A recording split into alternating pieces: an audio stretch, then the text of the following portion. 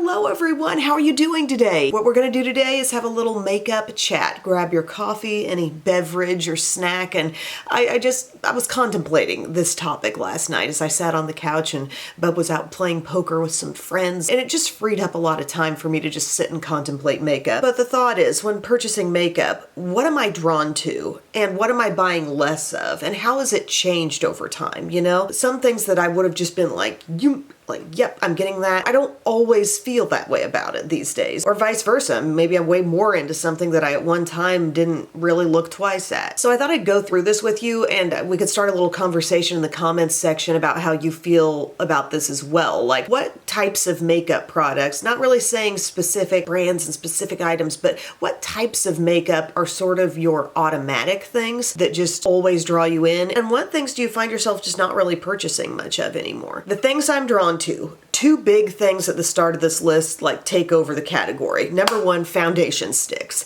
I love a good foundation stick. I mean, look at my Sephora haul. I had gotten the ABH one not long before that, the Ilia. I mean, just looking at the top of my desk here, I'm into foundation sticks. Why is that? I think they're incredibly practical. Part of me just also likes the experience of swiping them on. I think they're very satisfying. I like the idea of, here's my foundation. It's in a stick mode. I'm going to swipe it on. I'm going to blend it in. I like the process with them. And also I'm finding it really fascinating that while you might assume this is a cream texture in here, it's going to give me a lot of coverage no matter what. I feel like there are a lot of different levels of coverage you can achieve with a stick foundation. Some are more full coverage. Some do just kind of deposit more cream on the skin at one time. Others, as I've learned with the ABH, it's more of a moisture experience and a lighter coverage. Some control the shine a little bit more. Some are just velvety across the skin. There are a lot of good ones, and there's kind of a foundation stick boom going on right now, at least among the higher end brands. Now, drugstore brands need to catch up on this. For whatever reason, in the drugstore, it seems like brands aren't holding on to their sticks, with the exception of Maybelline Fit Me and maybe a random foundation stick from Neutrogena. Like L'Oreal Infallible, they had a decent one for a time, maybe several years back. Revlon, I think, had one for a little while, but nowhere to be found anymore. Drugstore needs to strengthen their game on the foundation sticks, but I'm guessing during the remainder of this year we will start seeing more from the drugstore in that sense, but that's just something I'm always drawn to. An early foundation stick that I love that is still around, Maybelline Fit Me foundation stick. That's actually a good one, and they've kept making it. It has that little core that's going to help you with shine, and I remember like being in a Kmart back when we had Kmart back in Western Illinois, back in Macomb, and being in there and getting a Maybelline Fit Me foundation stick, and to this day there are still Fit Me foundation sticks out. At that time I would have been in like high school. The other big thing that I'm drawn to makeup wise, and both of these top two might have been things that if you've watched a lot of my videos you could predict, but the multitasking palettes. Love to look into a multitasking face palette. I think while makeup is fun and I like the experience of putting it on and I like cute things and blah blah blah, there's an element of practicality that runs under my makeup usage and like what I value. You know, I like a practical product too, and I like the thought of a palette containing a lot of things that you need at once. However, it's a very intriguing product category because I think it's very hard for brands to get it right. To put multiple things in, make it truly appealing to the masses. Does it involve putting out multiple tones? Are we going to do various textures in one palette? Maybe not just powder, but powder and cream.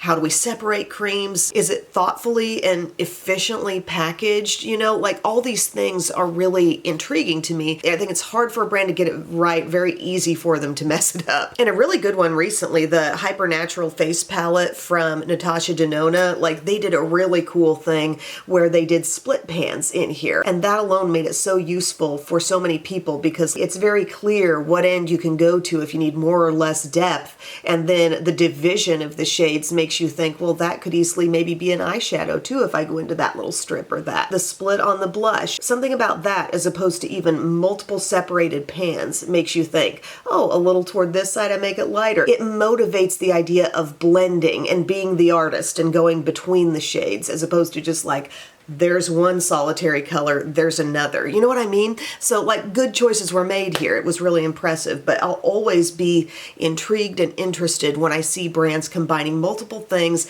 in one little home. That is a kind of makeup product that I'm really drawn to. Here's another thing, the lip and cheek combo products. And these are really hot right now because there's tons of cream blushes out, and some brands will double up and call it a lip and cheek. And I notice when they do that, and I really tend to think about whether it's a truly good formula on both the lip and the cheek. So the reviewer in me likes to see if that's pulled off well. But also I really like the look when the lip and the cheek are closely paired. When very similar tones are on both, like it really creates a cohesive look on the face. I love the idea of multitasking, so doing more than one thing is cool in the practical sense, but it just looks pretty when you've got that similar tone, you know? The Persona sticks do this really well. They've got a nice creamy formula. It blends onto the cheeks easily without leaving you too tacky there, but then it smooths on the lips and feels practically balm-like. So that's a really good double execution, but sometimes you'll try something that says lip and cheek and they just threw that on there, I think, to make it more appealing maybe to more people. And it works on the cheeks, but it feels dry on the lips because it was really meant to just be blush. Or maybe it's way too tacky on the cheeks because it's truly better as a lip. So the things that can do both, like that always intrigues me. Another thing I'm always looking out for, the cooling products. I love a cooling sensation. What is that about me? Why do I like the cold stuff? I also like wintertime. It's my #2 season after fall. Like I like the cool. I think it's because as a young child, my mom always told me this, and I remember being there, but she would say like she'd take me into my sister's volleyball games and I would just be sitting there sweating. Like I run hot, so maybe that's why I like the cooling stuff. Even just this past weekend, I was in Ulta. The girls and I were killing time in between the cheer competition and the awards. The guys went over to Lowe's, but I noticed NYX had a little special display and it was like a cooling moisturizer and some cooling eye patches. I got the eye patches. I am drawn in. I love a face roller. I actually got a new face roller because my other one cracked in the freezer. And I have been rolling my face at night lately, and I feel like my face is actually more sculpted. Maybe I'm eating fewer jelly beans too. We're running out of jelly beans, so that's a good thing, but also I'm face rolling more. And lastly, in the makeup I'm drawn to category, I put lip liner there, and that would be the one that has kind of like jumped from one area to another. Like at one point in time, they didn't attract me in too much. Now I see that the lip liner is really like the quarterback of the lip look, and it can steer that lip look and go in with different plays, so to speak, and be that underlying like signal to the rest of the lip look where it's going. You know, like I can take this one, this e.l.f. Cream Glide lip liner. Today I'm wearing it. It's in the mauve shade, and I did the lip combo that I talked about in a previous video that was all about lip combos. Not a lot of people watched it, but that's okay. I'll tell you the secret lip combo anyway. Ferris Nude and then the Lifter Gloss and Moon. That's a beautiful nude lip combo, but I'm realizing how it's all about the lip liner, right? It's all about that base you put on, and then I find it very exciting to put different lipsticks or glosses on top, see how it changes things, knowing that putting the lip liner on first extends your staying power, especially if you're looking into Revlon Color Stay. Those have the best staying power. They've got a really good shade range. They're retractable. They go on with ease. They're the best. And some might say, well, if you really feel like you found the best, if you've reached the pinnacle with a certain product, why are you going to be drawn to trying and buying more of that thing? And I would just say that the intrigue is still there. You know, I absolutely love makeup, so yeah, I'm going to look into other kinds. But I do think the Revlon Color Stay ones are really elite, and they will make a huge difference in your staying power all day long, regardless of what goes on top. They will stand strong underneath. And if you're wondering where to start, get the one in nude. It's not like an erase your lips nude. It's kind of a deepened nude, and it works really well alongside lots and lots of different lip colors. Now, what things am I buying less of? And this first one that I'll mention could have been in the top category years ago, but now it's dropped down to the what I'm buying less of. Big eyeshadow palettes. Used to be that if I saw a huge eyeshadow palette, like, yes, you know, think Coastal Scents, 88 palettes, give me more in those palettes. Can you go beyond 88? I want more. That used to really attract me, and now, sorry, getting majorly distracted by all the ins and outs in the room next door, but the only large eyeshadow palette that I'm really interested in and I want to know more about the moment one comes out are the mega palettes from ColourPop. Those I love. The Gone Matte, the Bare Necessities, the Smokin' Hot, the Stone Cold Fox. I love those. I think they do an excellent job. But if I'm scrolling Ulta and I see that like Morphe's got some big eyeshadow palette, I'm glazing over at most large palettes. Now then I consider something like this to be a smaller palette. I consider something like this to be a smaller palette, okay? Also, of course, quads and stuff. And I'm interested in using maybe some larger palettes that I currently have, but I'm not really into buying a bunch more. This I'm wearing today, this was one of those things I got during our little time-killing Ulta session. I'd never seen this in person. The NYX Ultimate palette in the Vintage Jean Baby. I'm loving those tones, and I really like their neutrals, the warm neutrals. Anyways, buying less of large eyeshadow palettes. Now, I'm probably going to turn around and there's going to be some brand that puts out a large eyeshadow palette that just makes me zone in on it. But the key word is less. Buying less of.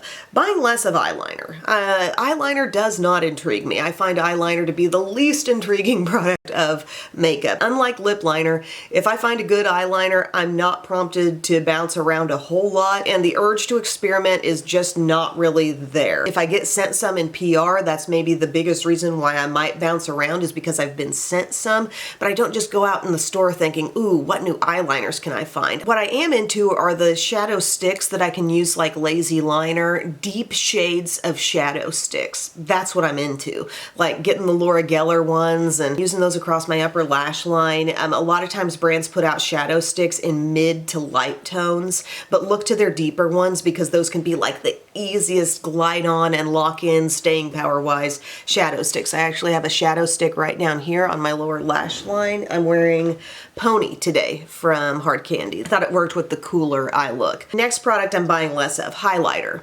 That's also becoming less of an automatic in my makeup routine. Like, I'm not wearing highlighter today. I have on that new Rare Beauty glowy blush in the shade Happy. Looks like this, by the way. It was in the haul. Get ready. But I'm stopping for whatever reason to kind of like think in my makeup look, do I really want to add highlighter today, as opposed to it just being a default step of things. And then also, as I see highlighters come out, it's like, how many different ones does one need? Like, I've got multiple textures already. I've got multiple tones. I've got the pinkier ones. I've got more bronzy ones. I've got the champagne colored ones. Even if something comes out in a new creamy texture, a new whatever, like, I'm not feeling like I have to have it. I don't have that have to have it feeling with highlighter. Next, high-end brushes. There was a time when like all I used was Sigma brushes. Now I've basically taken pride in the fact that I've almost fully transformed my daily use brushes to be all drugstore. And the thing is, you can't just blindly reach out in the drugstore and grab some and think these are going to be good. You have to know. You have to watch Emily's videos and know what ones are the best. But if you get them,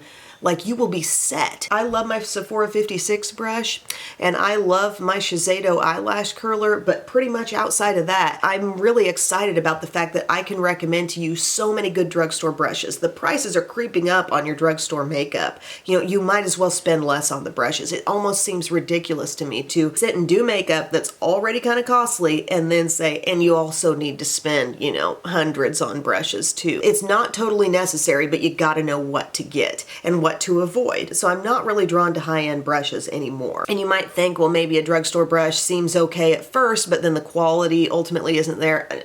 I've been using certain e.l.f. brushes for years. Many washes, Profusion, some great brushes, Real Techniques. There are some terrific things out there. You just got to know what to buy. I'll link below to the video where I did like a full drugstore brushes. I'm not looking for high-end brushes. Nail polish. Does anybody use regular old nail polish anymore? Remember when all the drugstore brands like had their nail polishes, and now they don't. Like, there's a little nail polish section in Walmart, but I never linger there.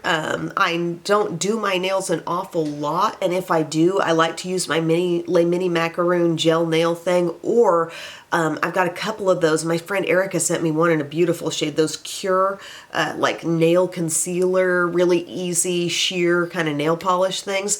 I like those, but I'm not really seeking out just your standard nail polish. And I'd like to know if a lot of you are as well. Or is everybody getting manicures? Or is everybody doing gel? Or fake nails more so? I remember doing fake nails more when I was back in my news days, but I think they eventually kind of caused some eczema on my hands. I'd be kind of slow to try that again, but I might. But yeah, I'm not seeking out nail polish. Also, this is just a general comment here at the end.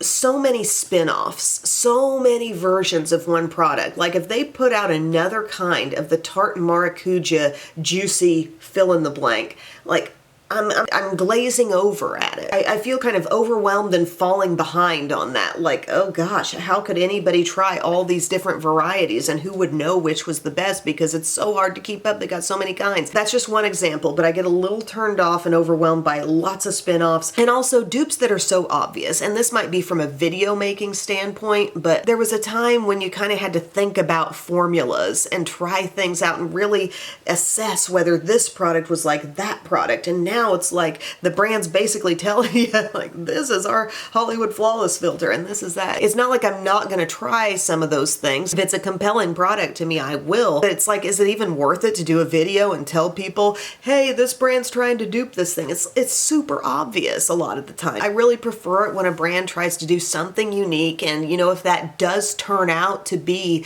really similar to some random high-end thing, I almost feel like make us work for it and find those dupes. It was more of a treasure hunt that way, you know? Now it's like we're looking at the little key in the back of the workbook and saying, oh, there's the answers. Okay, we all know them. All right. Does anybody know what I'm talking about here? I don't even know if this is making sense. But the obvious dupes, you know, e.l.f. puts out a lot of things that seem like they're mimicking something from high end. That's not to say I won't try them, but I won't necessarily feel the need to put out a video saying, hey, e.l.f. duped it. Clearly it's similar. I guess we can analyze, is it as good or what are the differences? I'm not saying these videos are totally unuseful, but they're just not exciting me. The way digging in your stuff and finding a random dupe just felt really cool for a time. Okay guys, that's my video. That's all I have to share. Thank you for watching and let me know your take in the comments section. I will see you all again very soon. I love you. Bye.